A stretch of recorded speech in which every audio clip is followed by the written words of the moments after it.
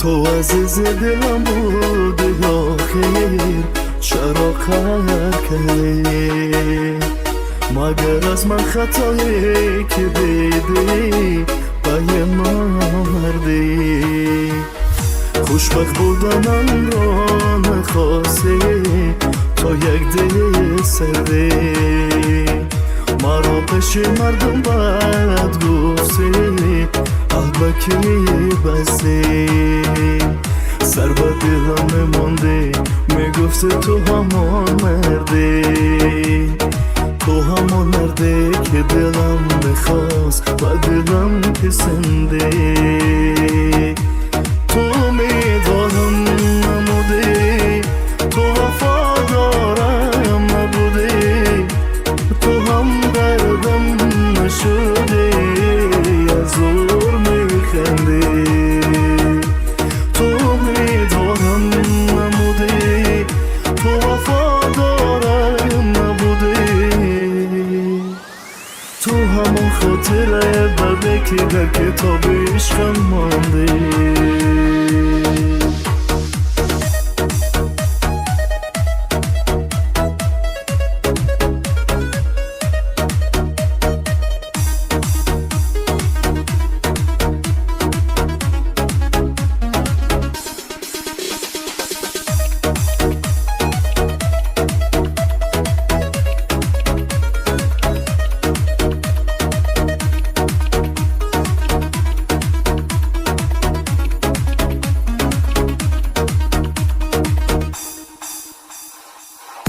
از کوسارم برات گل بشیدم تو گل پرستی دلم را برات هدیه کردم دلم شکستی خوشبخت بودنم را نخواستی تو یک دل سردی مرا پیش مردم بد گفتی احبکی بستی سر به دلم نمانده میگفتی تو همان مردی تو همان مرده که دلم میخواست و دلم پسندی